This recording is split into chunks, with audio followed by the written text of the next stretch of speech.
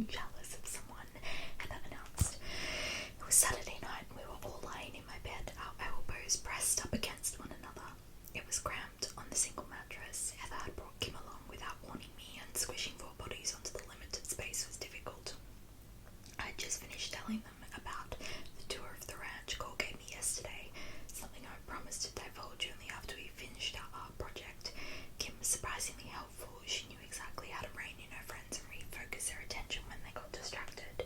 Even so, my gossip seemed to work as perfect motivation for Heather and Riley. "Oh, good God," said Riley, untangling herself from the rest of us. She grabbed a pillow from the head of my bed, tossed it on the floor, and situated herself on top of it. "Why can't one of the water boys take me on a date?" "It wasn't a date, it was a tour," I said, correcting her, which I might add Cole only gave me because Lee was being a jerk. "You went horseback riding and watched the sunset together," Heather said, sitting down next to Riley. There was a half-finished bowl of popcorn abandoned a few feet away, and she scooped up a handful. "That's straight out of a book example of a romantic date." "What do you think, Kim?" Riley asked, holding her hands out to inspect her nails. The bright blue polish was chipped on every finger. "About what?" Kim asked without looking up from the pages of the comic book spread out in front of her. During our boy gossip, she stayed quiet and stuck to reading. Riley tried to pull her into the conversation with occasional questions, but Kim had a knack of dismissing them immediately. She would offer a few quick words and wave her hand for effect before returning to her comics. It was talent I'd yet to master, because whenever I tried to wiggle my way out of a question, I dug myself into a deeper hole. "You think the tour counted as a date?" "Jackie was the one who was there," Kim said. "She would know best." "That is such a lame answer," Riley said. "Jackie, do you have any nail polish?" "Sure." I jumped up from my bed, glad to change the subject. "Do you need remover too?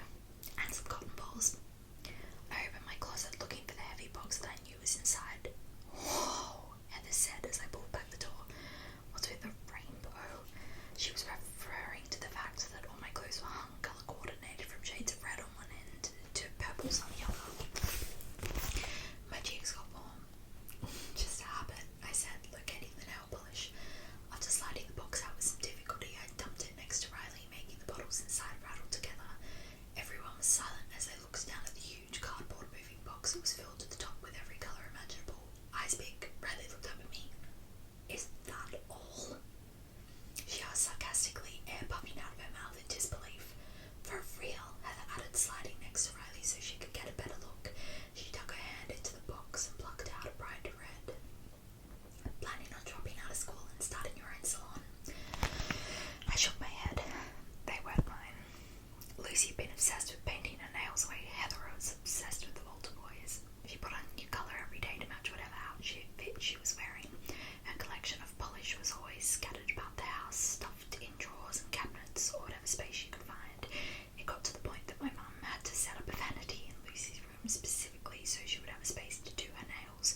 Regardless, bottles would pop up every now and then, tucked between the couch cushions or under a bookshelf where they had rolled and been forgotten. She was always trying to paint my nails too, but I didn't like the way the polish chipped after a few hours, making my fingernails look unkempt. "Jackie," she would tell me, "doing your nails is like making a personal statement. Each colour can say something different about you and your mood." I always thought it was silly, but blue was blue and pink was pink. Not tranquil or melancholy or cheerful. Even so, when Catherine helped me pack my belongings, I couldn't leave the nail polish behind. I swiped all of the bottles off the top of her vanity into a box so I could take some of Lucy with me to Colorado. "I don't really use them," I said, showing off my plain fingers. They were my sister's. The statement slipped on my tongue casually, but everyone went silent. When I realised what I had said, the meaning behind my words, my shoulders went stiff. "Well," Riley said slowly as she selected a dark purple, "this is quite the impressive collection." "Definitely," Heather agreed, shaking the bottle against her palm. "Want me to do your nails, Jackie?" She unscrewed the cap, and I realised what I liked so much about these girls. They knew about my family. That much was evident from the first time I met Heather, and they loved gossip, yet they never once broached the subject. I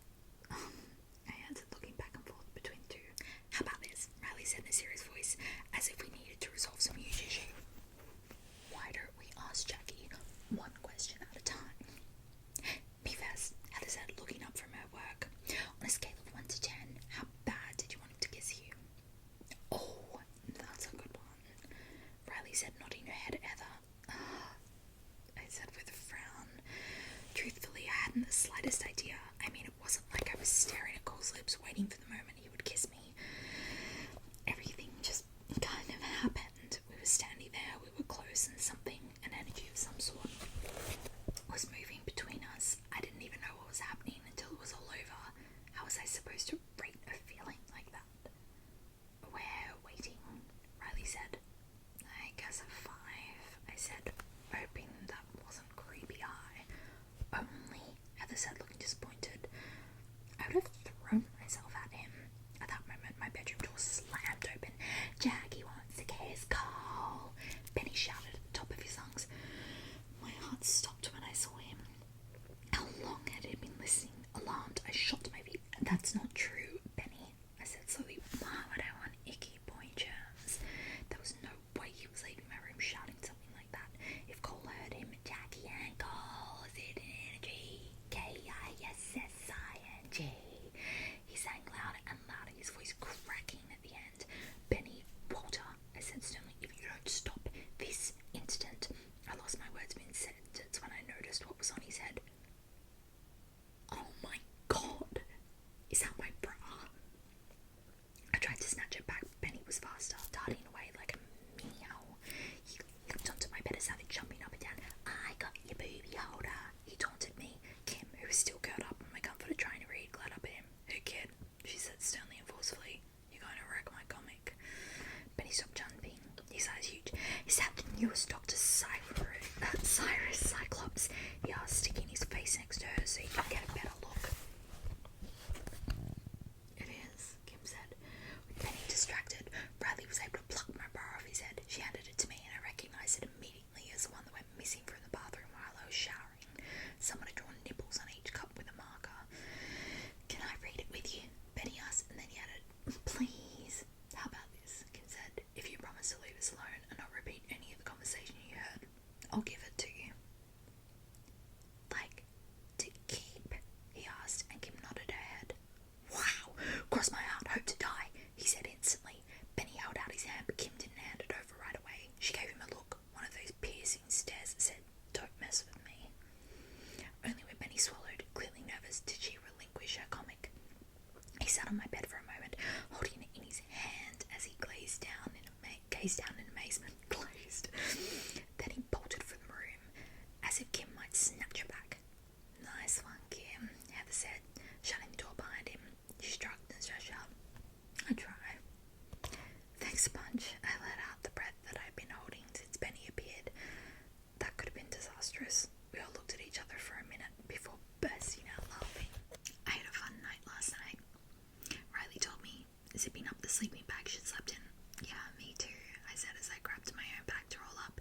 It was Sunday morning and Riley was helping me clean up the mess in my room. Kim needed to be home in time for church with her family since Heather was her ride. The two had left before Riley and I were even awake.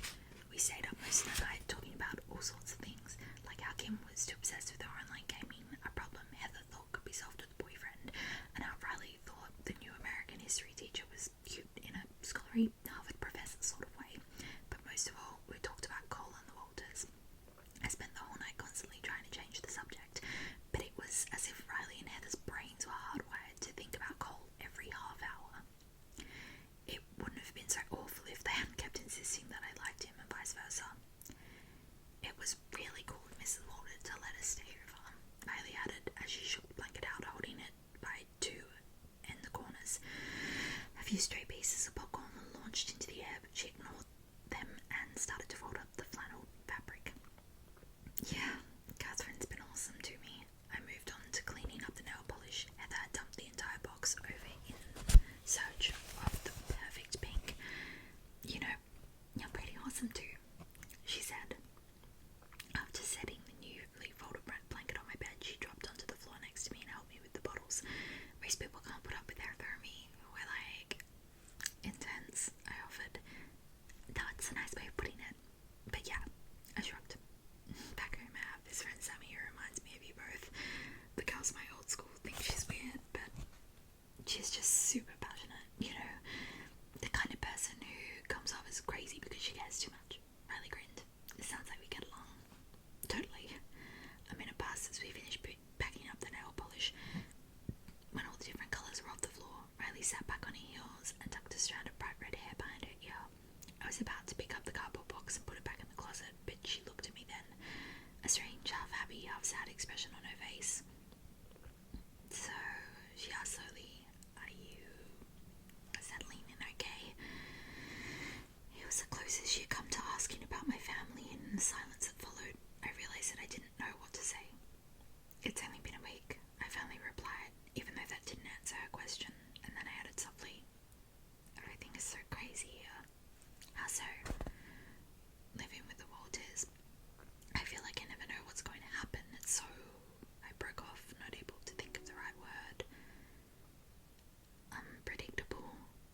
Riley said. Exactly. What's wrong with that? Looking down at my hands, I turned them over as if they held the answer that could help me explain how I felt. I don't know. I told her still struggling. It's like I have to keep my guard up 24/7. I glanced back up at Riley to see if she was following me, but the look on her face said she was lost. Why do you need to have your guard up? Because, I told her. I discouraged sigh easing out of my nose. I have to be ready. For what? A zombie apocalypse? I gave her a look. No, just stuff. Like, stuff. Well, Riley said her eyebrows scrunched together. That seems like a lot of work. What does? I asked, trying to be ready for everything. Not literally everything, I told her, but life's a lot easier if things run smoothly. Sure, Riley said, but it's also no fun if there aren't any bumps. Not knowing what's going to happen every once in a while makes all the things more interesting. Slightly overwhelmed, the lack of sleep from the past night catching up. But if you don't know what's going to happen, I said, throwing my hands up in frustration, if you're not prepared, that's when you make mistakes. Mistakes can be good things, though. I just looked at her. Okay. Take me, for example, she said. I wasn't prepared, as you like to say, for my first boyfriend. He was older than me, more experienced. We dated for about 4 months, and then he broke my heart. I don't see how that's good, I pointed out. Okay, well, maybe that wasn't the best example, Riley said, but if I could do it again, I would. Why?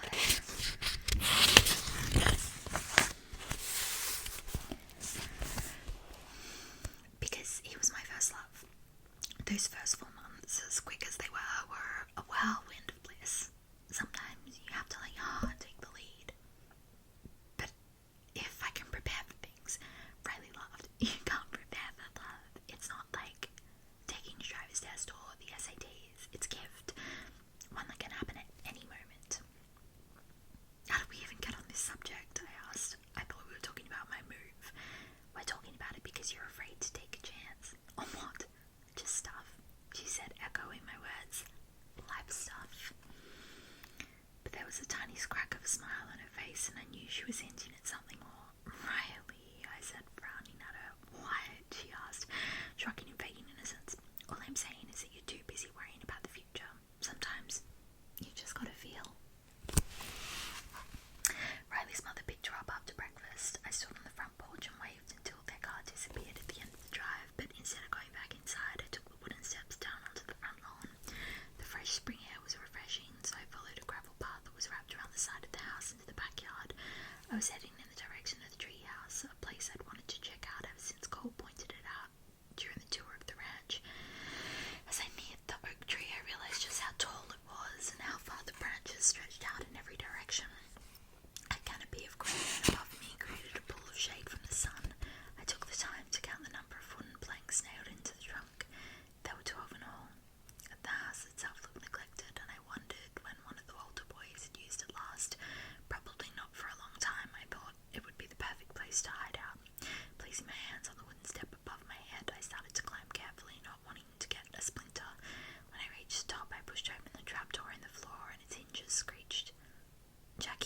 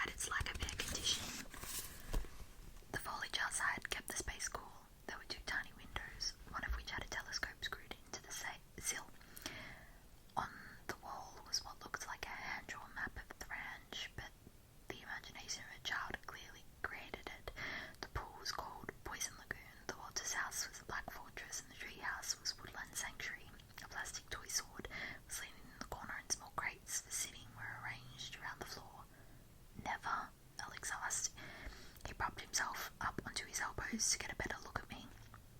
I'm from New York City, remember? Don't you have trees there? He joked. There's a potted bamboo tree in our lobby, I said, still examining the map on the wall, but I don't think it would make much for a treehouse. Underneath the drawing of the waterfall I could barely make out the scribble of words. Mermaid's Cove, a treasure chest, was coloured onto the sand with jewels dripping out over the edge. So strange to think that you didn't have a backyard, Alex said. I mean, I've actually lived outside when I was a kid. My dad helped me build this when I was 8. Even if I did have a backyard, it wouldn't have mattered, I said, reaching for the plastic sword. I scooped it out of the corner and swished it in the air. My dad wasn't much of a handyman. He was a businessman, right? Alex asked. Lowering the toy, I tilted my head to the side so I could get a better look at him. Alex was the first Walter to ask me a question about my family. As I stared at him, his entire body went rigid when he realised his mistake. Instead of being sympathetic, he seemed uncomfortable, more so than me, and for some strange reason that put me at ease. It's okay, I told him before he tried to apologise. He didn't reply for a moment, and I thought at first he was going to ignore me. What do you mean? He asked carefully. Alex, I said, pushing myself up into a sitting position. I can tell by the way you won't look at me that you feel awkward about my family. Oh, he forced himself to look up at me. I wasn't trying to act weird, he said then. I just don't know what to say. I mean, I've never known someone whose family... He stopped, unable to finish his sentence. Someone whose family died. It was the first time I'd said it out loud to any of the boys. Yeah, that. He held my eyes for a moment before looking away again. Most people say they're sorry, I said, trying to get him to relax. It was a strange feeling. Normally everyone tried to comfort me when my family came up, not the other way around. That's a strange custom, don't you think? Alex asked, which wasn't what I was expecting him to say. He pulled himself into a sitting position and leaned back against the wall. What do you mean? Let's say, for example, that it wasn't an accident, he said, and by it I presumed he meant death. Then there's no reason to apologise, since it technically isn't your fault, right? Saying you feel bad makes more sense, but nobody really wants to hear that, do they? Besides, I'm not sure everyone actually feels bad. What if you don't really know the person who died, but you just feel like you have to say something? That's not really genuine. Alex was in full-on ramble mode. Alex, I said, trying to get his attention. Maybe people should just give hugs. Physical contact says a lot without actually saying anything, but I guess people give hugs at funerals anyway, and I'd feel awkward giving you a hug since we barely know each other. Alex, I shouted this time and clapped my hands together for emphasis. Huh?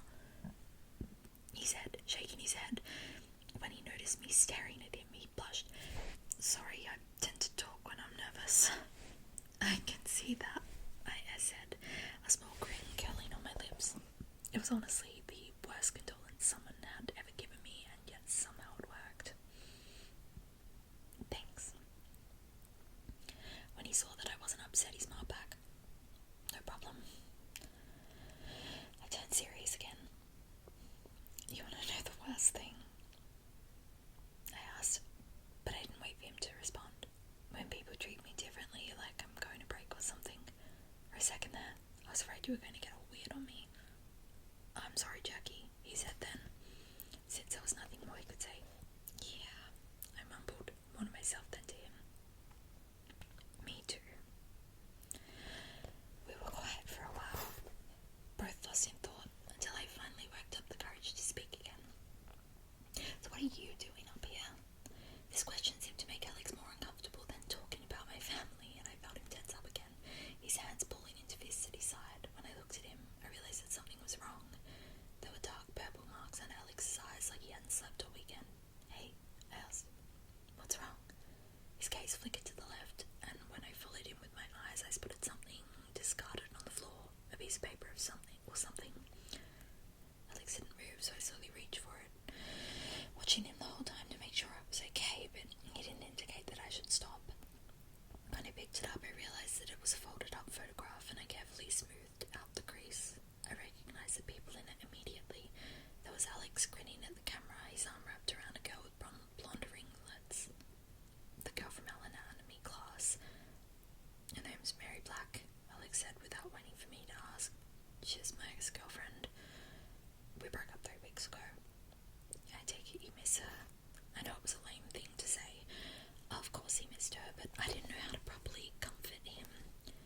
It explains the longing look he gave Mary on my first day of class. Alex nodded his head. Do you think you guys will ever get back together? I asked, trying to be positive. I've had a crush on her since elementary school, Alex said instead.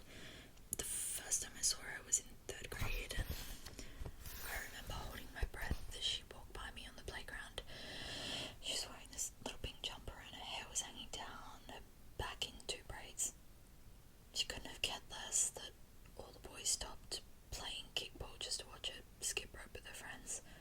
The words were spilling out of Alex's mouth now, so I let him go on without interrupting.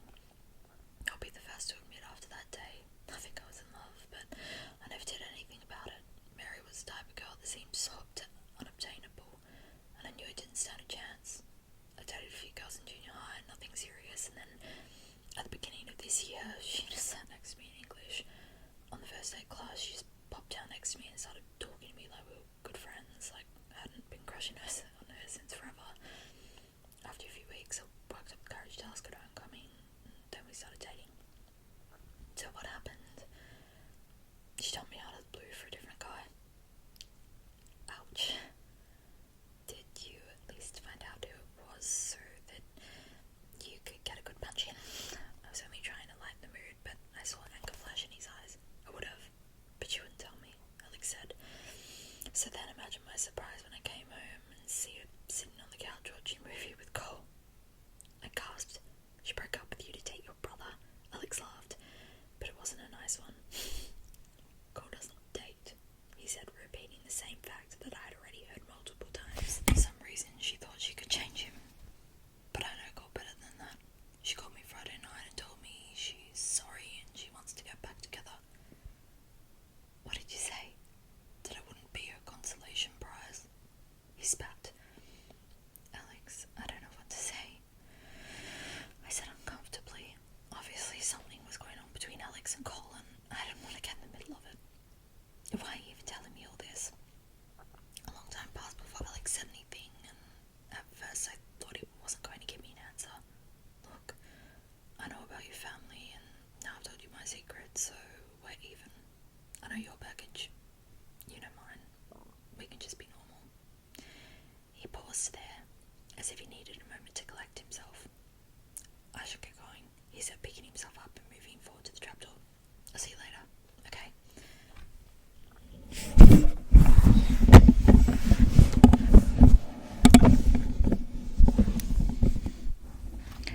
For the rest of the day, For the rest of the day, I couldn't stop thinking about what Alex had told me. Cole stole his girlfriend. How could he be so callous? As I mulled it all over, I sorted through all the material from all my classes. Since starting at my new school, I hadn't had a chance to organise anything because life with the Walters meant there was always some unexpected event that kept me from the task. Each day, each class received its own file in my accordion folder, ordered by period, with the syllabus always at the front. A history assignment slipped from my hands and flooded to the floor. When I bent down to pick it up, I got a glimpse through my window of Cole heading towards the second garage. Over the course of the week, I noticed that he frequented it every night. Curious, I left the homework on my desk and pulled on a pair of shoes. By the time I made my way across the driveway, Cole had already shut the doors, but I could hear a stream of music from within. Cole, I knocked, but he didn't answer. Hello, I called out. I rested my hand on the handle, not sure if I should intrude. I knew he was still inside because I could hear him moving around, but I didn't want to be rude. When I heard the clang of metal on concrete, followed by a stream of swearing, I yanked open the door to make sure he was okay. The small space was closer to the size of a shed than an actual garage. Along one wall ran a workbench covered with different wrenches, ratchets, screwdrivers, and other strange-looking instruments. Above the bench were rows of shelves piled high with car parts, making it look like a transformer had exploded across the length of the wood ledges. A huge black car took up the rest of the space. and its hood was propped open, revealing its guts. Cole was crouched on the floor, picking up the gear that had spilled across the floor when a red toolbox fell to the ground. "Everything okay?" I asked, making him jump. "God, Jackie!" he exclaimed, glancing up at me and putting both hands on his ears. "Were you trying to scare me?" I knocked, I said with a shrug before slipping inside the cramped space. "What are you doing?" He stood up, working. Cole was wearing a plain white shirt and an old pair of jeans, both of which were covered in grease. There was a red rag hanging from his pocket, and he plucked it out to dab across his brow. "Did my mum send you out here to get me?" "No," I told him as I picked my way around the car. "I didn't want grease on my good silk blouse. You never showed me this place during my tour." "That's because nobody is allowed in here," he said, his face flat.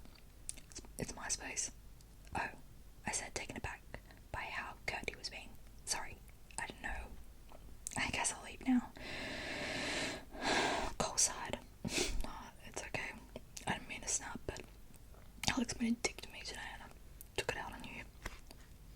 "What happened?" I asked, trying to sound mildly interested. In reality, my ears were perked. When I made the decision to come down to the garage, it was purely because I wanted to find out if Alex's accusations were true. I knew that the topic would be hard to slip into conversation, and I hadn't thought it would actually come out, but now that it had, a spark of excitement shot up my spine. "Oh no," he said, leaning back against the car. "He's been a prick for the last few weeks." "I see." I couldn't tell if Cole seriously didn't understand why his brother was mad or if something else was going on. "So are you going to talk to him?" "I already did, but he never listens," he said, as he wrung the dirty cloth in his hands. "Whatever. If he wants to be ignorant, that's his choice." Cole crumpled the rag into a ball and tossed it on the workbench. "We talk about something else." "Sure," I said, even though I was dying to know more. "Alright. Well, now that you're out here, I might as well show you my baby." "Huh?" Cole pulled back the passenger's side door for me. "Get in." "Is it clean?" I asked, squinting inside. There wasn't much light in the garage to begin with, and the lights in the car didn't turn on when Cole opened the door. "I vacuumed the seats," he said, making his way around the front of the car. "Just get in." Ducking down, I carefully settled in. Cole yanked his door shut and I followed suit, sealing us in the musty cabin. "So this is your baby?" "It's a 1987 Buick Grand National," he said, running both hands over the steering wheel. "Used to be my grandpa's." Am I supposed to be impressed? I wasn't trying to be rude, but the car was a bit of a clunker. "This is a classic car." "It doesn't look like much." "Well, it is. When I finish restoring it, it's going to run like a dream," he said, sweeping his hand out in front of him as he imagined his car. "So that's what you're doing, fixing it up?"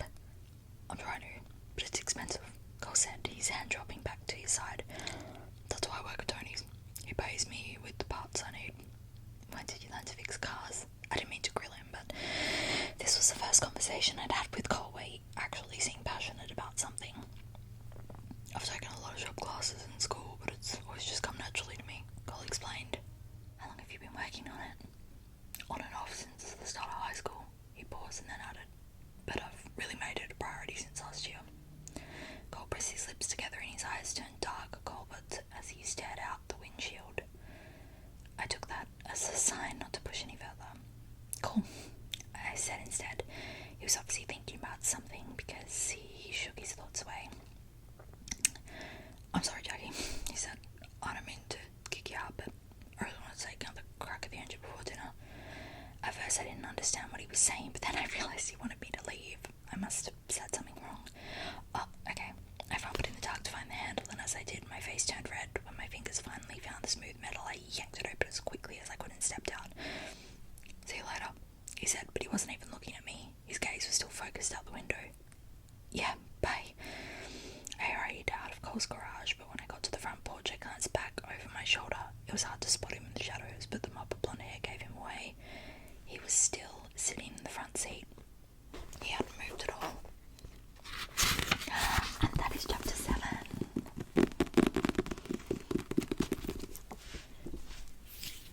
Thank you so much for reading with me, guys. That was chapter 7 and we are now up to chapter 8. One thing I will say